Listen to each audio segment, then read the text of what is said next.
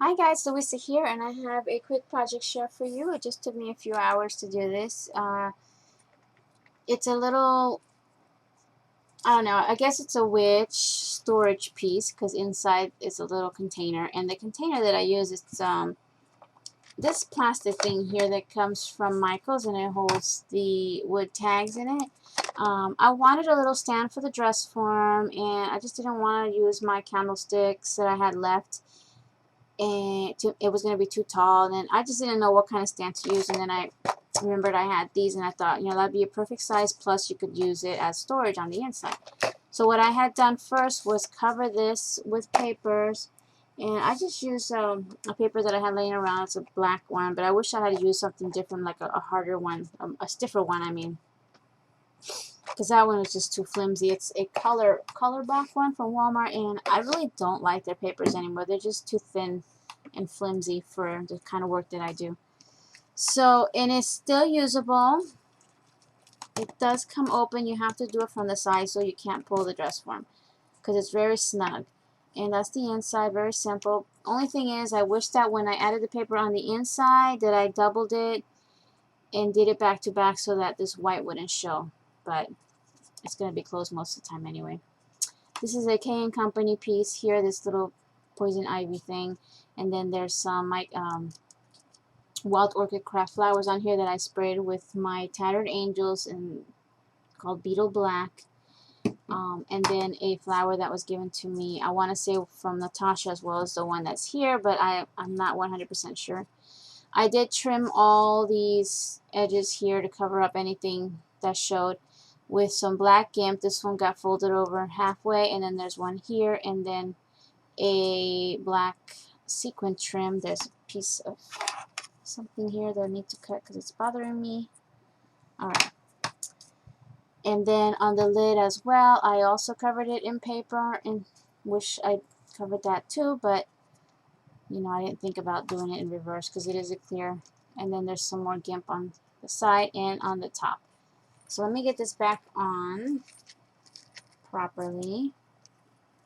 It kind of goes like this because there's a flower here too, and I wanted it to kind of be part of this arrangement. Alright, so fix her up. I did cut an opening in the back of this, and unfortunately it's not a hollow dress form, which I wish it was. It has styrofoam inside, so I had to kind of gut out the styrofoam, and I just made a V shape because I wanted the dress part to kind of look like it had a nice big opening, so I made a V shape. And I did paint inside with white gesso and left it white so that you can see inside, because the black mesh, which is a piece of plastic gutter guard I picked up at Home Depot, like a whole roll of this stuff, I didn't want it too obscure or anything. I wanted you to see the little pendant that's inside. That is from Barbara. It's a little skeleton on a cross. Let's see. Barely see it in there. So that's why I left the inside white, just so you can see that. So once I got that in there, I just pressed in the gutter guard. It's not really glued in until I put in the trim. I went and painted my dress form black. It's just one coat of black. It covered nicely. And then I also added some lace trim and covered the body. And then I added this dangle lace trim that I sprayed with the beetle black spray, and it looks like this stuff here. I cut off the very top trim, used this and down, and then glued the strandy parts down here, and then that piece that I cut off, I used it to trim off like the neck area, and then just come down here, a little extra decorative thing. And then on top of that, I draped from I actually started from here and then kind of widened and went down this whole area, and then came back up around to the back. There's some piece hanging here, and that's that black spooky, I forgot what it's called, but it's that Halloween stuff that you use, and it's from the Dollar Tree. I had gotten it last year. So I draped that on her. These here and here is also pieces of this here. And from there I started adding my chain. And there's one piece here that goes to the front, and then there's another piece here that goes to the back. It just hangs there. And then I added another wild orchid craft flower in black, and then another one of those flowers that was given to me. And some fibers. I just picked these up. There is a black, and then a couple of orange, and then a piece of lace that I cut in half lengthwise so that I would have two skinnier pieces.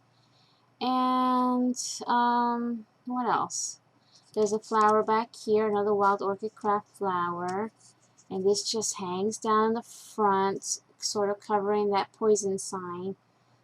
There's a spider up here and down here, and these were rings that come out of the spider web packages that you buy for Halloween. So I took them out, cut off the ring part of it, and just hot glued them down. Once I was done with everything and I knew, I wasn't going to add anything else, everything was like one solid black thing, and you couldn't tell what it looked like.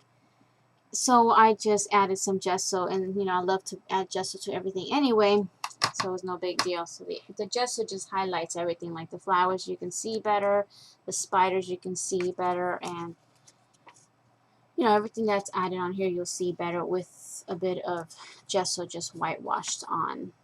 Otherwise, it just looks like black stuff. So that's it, my little witchy witch container thingy. So anyway, getting into the Halloween mode here. So thank you for watching, and I'll see you guys next time. Bye now.